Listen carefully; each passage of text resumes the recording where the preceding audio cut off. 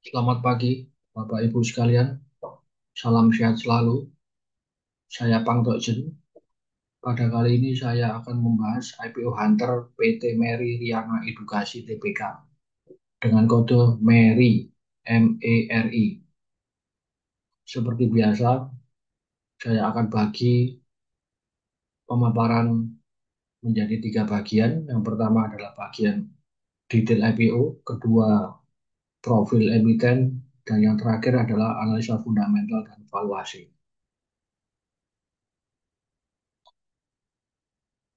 Meri ini bergerak di bidang perusahaan holding yang menaungi perusahaan anak yang bergerak di bidang pendidikan sebagai lembaga kursus dan pelatihan.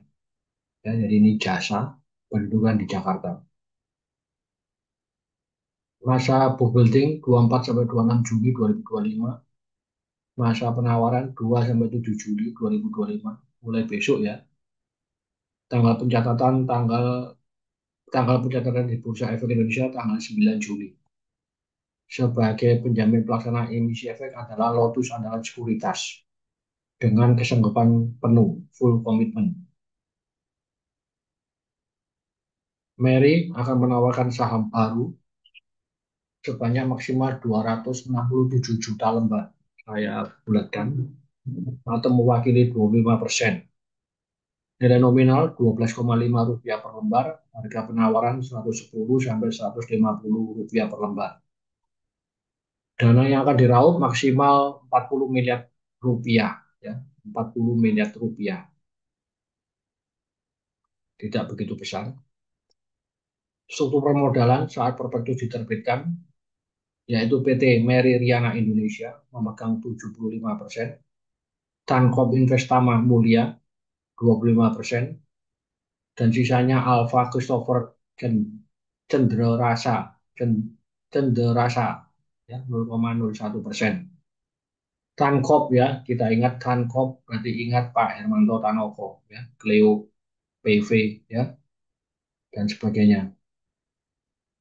Dengan terjualnya seluruh saham IPO ini, maka masuk masyarakat ya sebanyak 267 juta lembar atau 25%. Sehingga kepemilikan PT Meridian Indonesia terdilusi dari 75% menjadi 56,25%. PT Tankom Investama Mulia turun dari 25% menjadi 18,75%, dan Alfa Christopher Jendela Rasa turun ya 0% ya. Bersama dengan IPO ini perusahaan menawarkan ESA ya, Employee Stock Allocation ya, sebanyak 5% atau 13,333 juta lembar ya. Pembelian saham ESA ini dibayar oleh perseroan ya. Jadi perusahaan banyak menerima dana dari masyarakat itu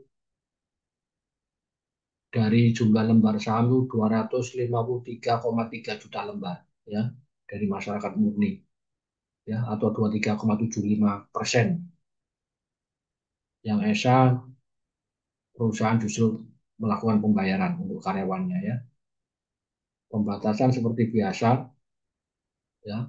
PT Meridian Indonesia dan Tankop Alfa tidak boleh menjual dalam waktu 6 sampai 8 bulan setelah IPO ya. Kemudian rencana penggunaan dana ya. Ini Tankop ini membeli saham Meri ini yang dimiliki oleh PT Meri Riana Indonesia ya. Ini bulan Desember 2023 ya. Jadi Desember 2023 ini Tankop masuk ya membeli saham perseroan milik PT Meri Riana Indonesia. Rencana penggunaan dana 65% akan disalurkan kepada PT Meri Riana Edukasi 8 ya. PT Meri Riana Edukasi 8 ini anak usahanya Meri ya. Seluruh dana IPO PT Meri ini ya, Meri Riana Edukasi ya, itu akan digunakan untuk penyertaan modal kepada anak perusahaan. Dua anak perusahaan yaitu PT Mary Riana Edukasi 8 dan PT Mary Riana Akademi 7 ya.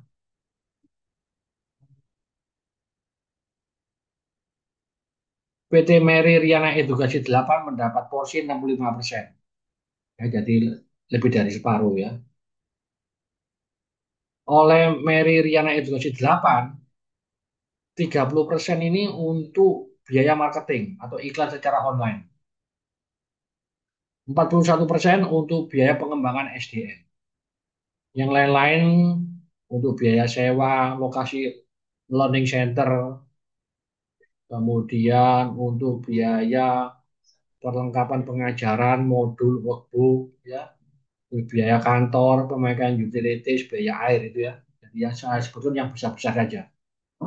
Ya, 30% untuk iklan, marketing, 41% untuk pengembangan SDM.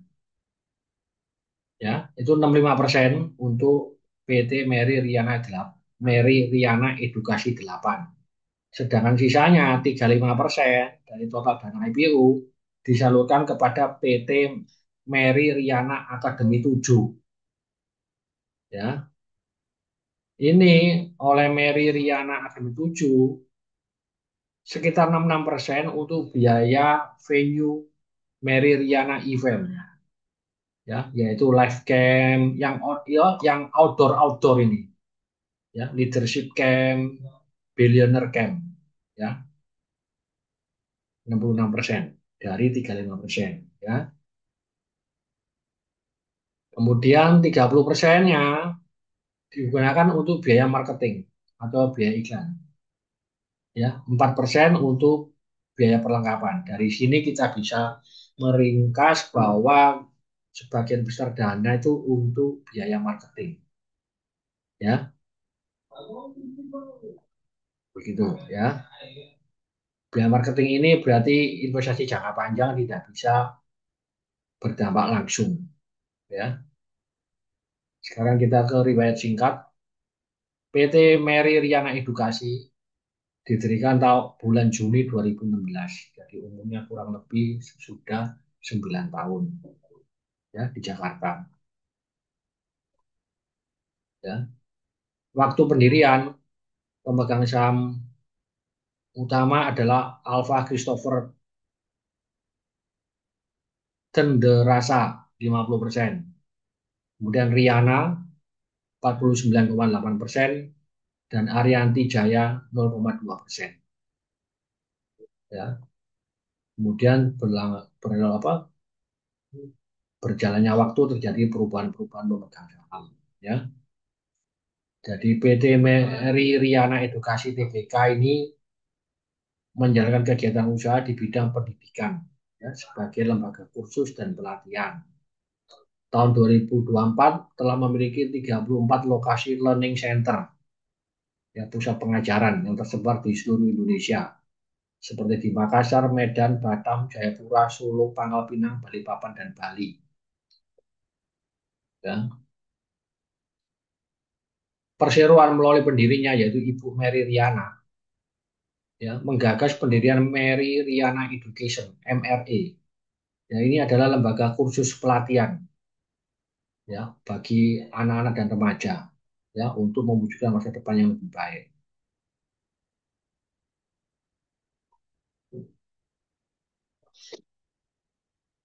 Live camp pertama ini dihadiri oleh 120 peserta dari seluruh Indonesia. Ya, live camp, ya.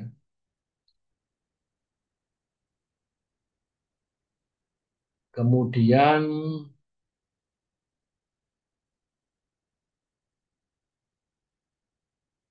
MRE, ya, yaitu Mary Riana Education ini mendirikan Mary Riana Learning Center MRLC pertama, ya, di Puri Indah, ya, Learning Center. Jadi itu melengkapi anak dan remaja dengan keterampilan yang tidak diajarkan di sekolah, ya, istilahnya soft skill, ya, soft skill. Program unggulan pertama adalah yang diluncurkan adalah public speaking. Jadi mengajarkan murid-murid untuk berani pidato ya di depan umum ya, keterampilan komunikasi ya, itu dari MRLC ya.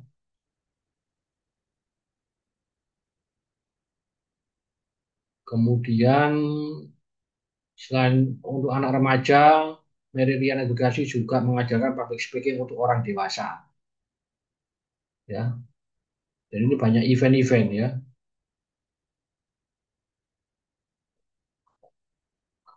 Kemudian tahun 2019 Meridian Edukasi juga membuka skema kemitraan ya, kerjasama berupa revenue sharing ya.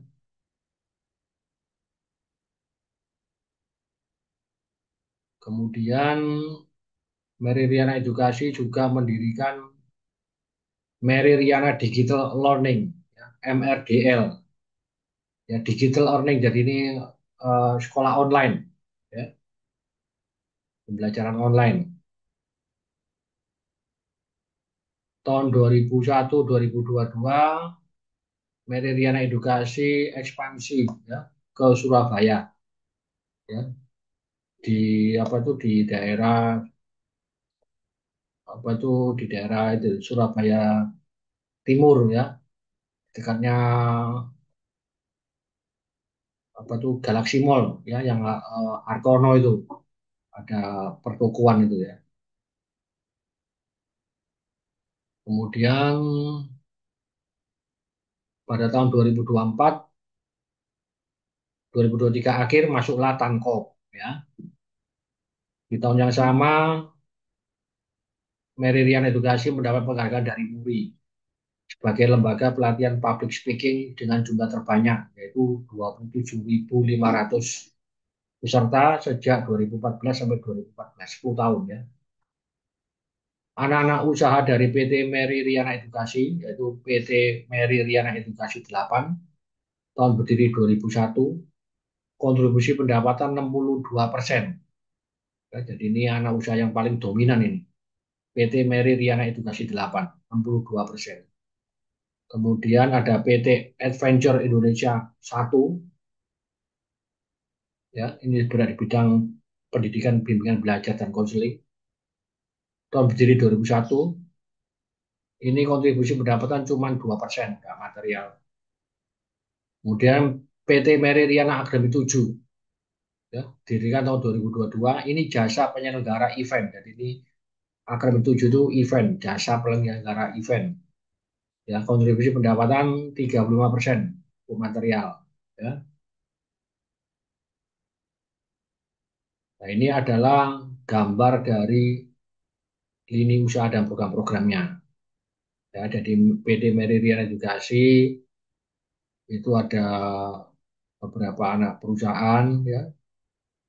PT Meridiana Edukasi 8 itu membidangi Meridiana Learning Center ya, onset reguler ya, MRLC ya. Di sini ada School of Public Speaking, Smart Learning, Life and Success, ada whole day program, Public Speaking Academy, Private Coaching Public Speaking ya. Itu yang membawai PT Mary Riana Edukasi 8. Kemudian ada lagi PT Mary Riana Academy 7. Ya, ini membawai Mary Riana Event. Ya, jadi event-event itu ya, on-site one time event. Ya, jadi tidak berkelanjutan. Live camp, leadership camp, dan itu ya, camping-camping outbound. Yang ketiga adalah PT Adventure Indonesia 1.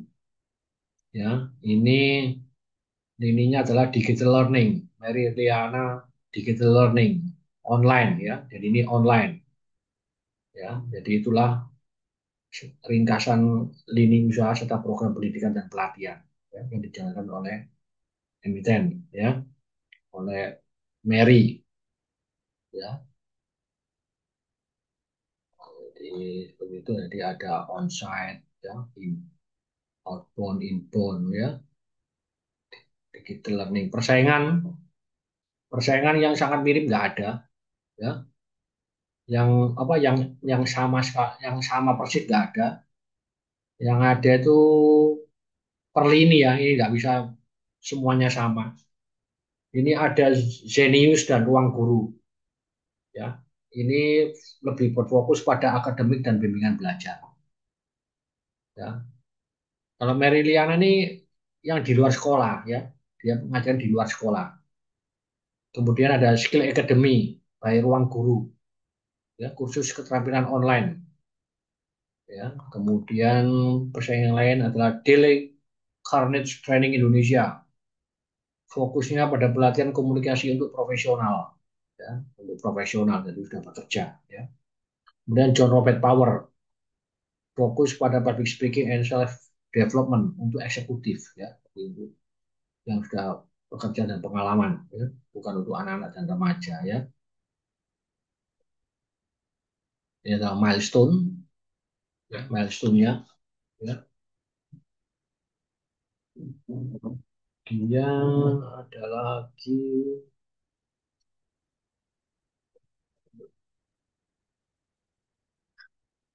risiko utama adalah risiko sebagai induk perusahaan ya, karena kinerja Mary sangat tergantung dari anak-anak usahanya ya.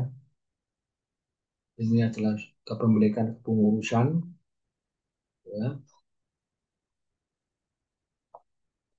Ini jadi sebagai pengendali adalah Bapak Alfa Christopher Jenderal Rasa dan Ibu Riana ya sebagai pengendali.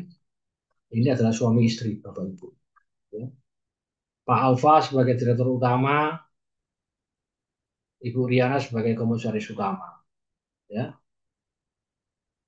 Ini Ibu Riana komisaris utama, umur 44 tahun, WNI, menyelesaikan pendidikan sarjana teknik di Nanyang Technology University Singapura, kemudian dapat sertifikasi program eksekutif education dari Harvard Business School Amerika tahun 2016 ya. Ini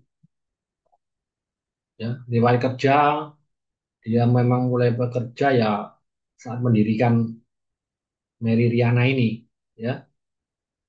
Dia nggak ada bekerja resmi di perusahaan lain ya, saya lihat dari riwayatnya ini.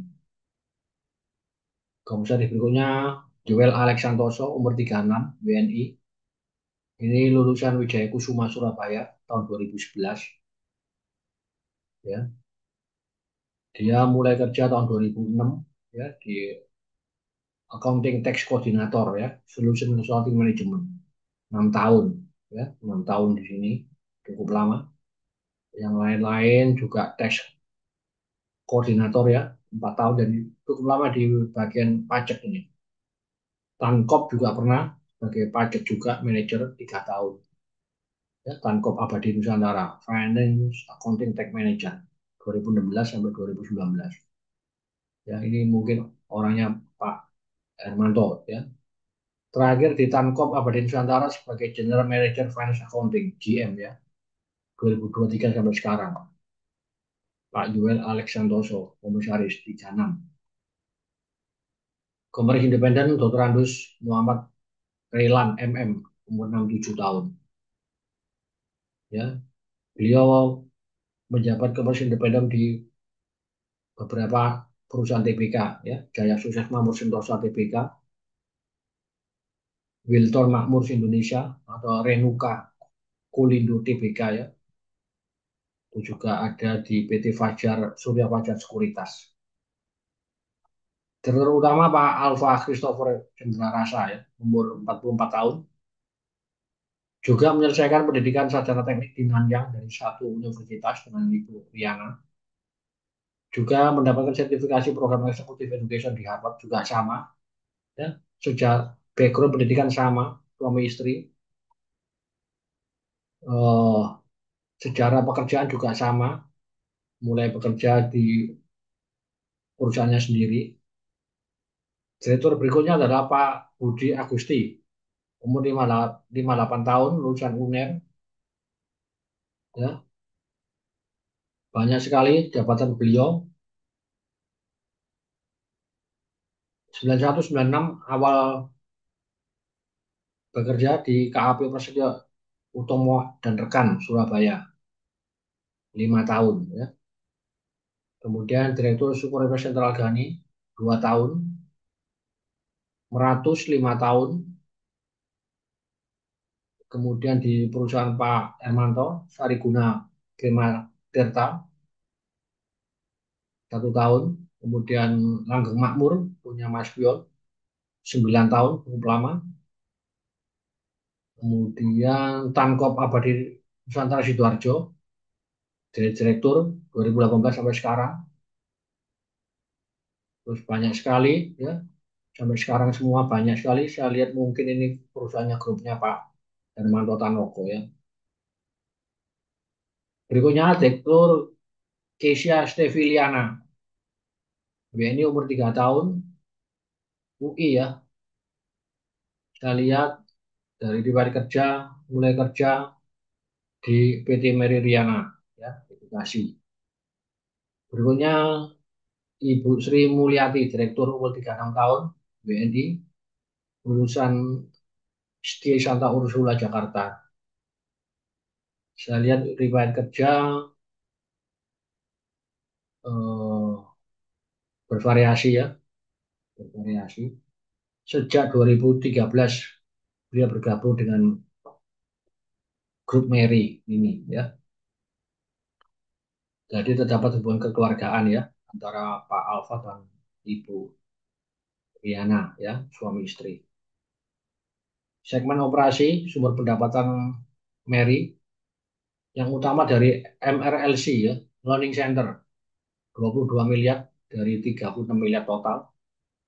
Yang kedua Meridiana Event ya, camp-camp itu ya, outbound 13 miliar ya.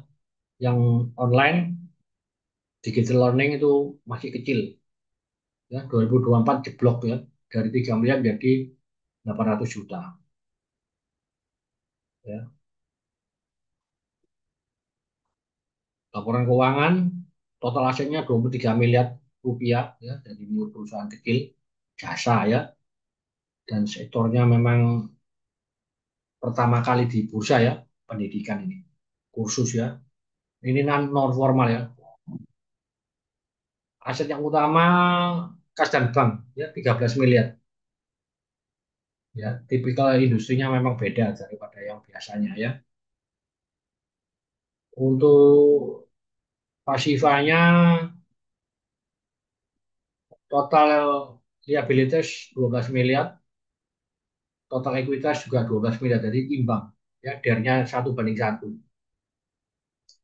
Saya lihat laba ditahan nggak banyak ya, nggak banyak laba ditahannya. Ini tahun 2000 berapa ini? 2022 laba ditahannya ada 3 miliar, kemudian 2023 ada 5 miliar, terus diambil dividen mungkin ini ya. Sehingga 2024 laba ditahannya cuma 800 juta.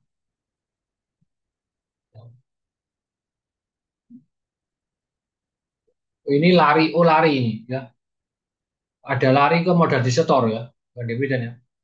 Ini lari ke modal disetor jadi 10 miliar ini. Dari sebelumnya cuma 500 juta. Ya, jadi ini pindah pos ini ya.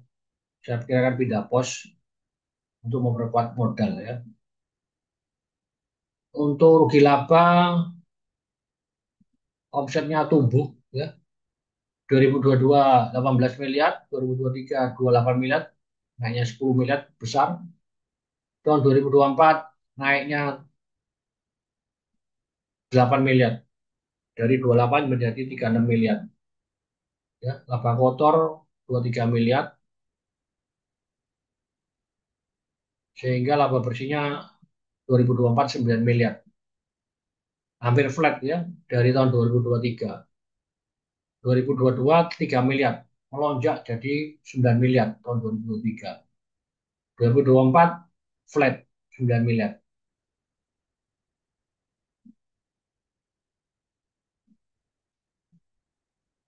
Omsetnya naik sedikit tapi labanya flat ya. Ini ada, saya lihat ada beban umum administrasinya naik cukup banyak. Ya, dari 7 miliar tahun 2023 menjadi 11 miliar tahun 2024. Ya, beban umum dan administrasinya ini. Ini harus perlu efisiensi. Ya, lanjut. Ya, jadi jumlah lembar saham nanti setelah IPO 1,07 miliar lembar ya. Saya bulatkan. Harga IPO 110 sampai 150, nominal 12,5. Ada ESA 5% atau sebanyak 13,3 juta lembar, nggak material. Ya. Ada lock up 12 bulan sejak listing. Dana IPO yang diraup nilai tengahnya 32 miliar ya. Asumsi biaya emisi 4%. 32 miliar ini mewakili 139% dari total aktiva. Wow, sangat besar sekali ya. Dan 267% dari ekuitas. Wow, ekuitas kita cek, ekuitasnya 11 miliar ya. Dia mau meraup dana 32 miliar. Besar sekali ya. Saya kurang suka. Penggunaan dana cukup positif. Saya kasih warna hijau. Ya, perlu diingat sebagian besar untuk biaya iklan atau marketing. Ya. Kemudian yang kedua, pengembangan sumber daya manusia SDM ya. Ini kemudian yang lain lagi, kreditur bank tidak ada ya. Ringkasan laporan keuangan dan analisa, GPM-nya 64% sangat baik ya. Gross profit marginnya 64% sangat baik. OPM 25% turun cukup jauh tapi moderat saya pikir. NPM baik 25%, ROI 82% sangat-sangat baik ya, sangat baik. DER-nya 109% baik ya, terkendali. Rasio cover bunga sangat baik, 234 kali. DSCR, Debt Coverage Service Ratio, 43 kali, sangat baik. Jadi saya simpulkan fundamental perusahaan ini baik sekali. Ya, tapi ini perusahaan kecil ya, aset 23 miliar, laba 9 miliar. Ya. Laba bersih tahun 2024 9 miliar. Ya. Dengan tujuan penggunaan dana seperti yang di atas, saya perkirakan laba bersih tahun ini naik menjadi 16 miliar. Ya. Saya cukup optimis. Sehingga ketemu PI-nya 7,34 kali sampai 10 kali. Ya. PBV bagaimana? 2,75 sampai 3,75. Nggak murah. Kalau dari PI ya wajar lah. Ya, perusahaan kecil PI-nya segitu. Tapi dari PBV saya bilang mahal. Saya kurang tertarik. Ya, saya kurang tertarik.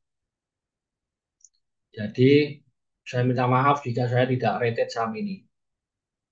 Ya, poin yang saya suka ada masuknya PT Tankop Investama Mulia, ya, sebesar 25%, tidak memiliki utang bank. Tahun 2024, MRLC memiliki cabang yang cukup banyak, ya, 34 lokasi di seluruh Indonesia. Yang saya tidak suka, dana yang diperoleh jauh di atas nilai aktiva dan ekuitas. Ya, ini ringkasannya Bapak Ibu. Untuk iklan itu 31% dari total dana yang akan diraup. Pengembangan SDM 27%, 23% untuk membiayai event. Ya. Nilai aktiva 23 miliar rupiah. Ya. Komisaris dan direktur suami istri. Ya. Jadi sementara itu ya Bapak Ibu, jadi maaf saya nggak rated saham ini. Sekali lagi, disclaimer on ya, keputusan jual beli ada di tangan Bapak Ibu sekalian. Ya, kalau ada yang kurang jelas bisa tanya saya DM boleh, silakan. Ya, terima kasih. Salam sehat selalu. Semoga Tuhan memberkati kita semua.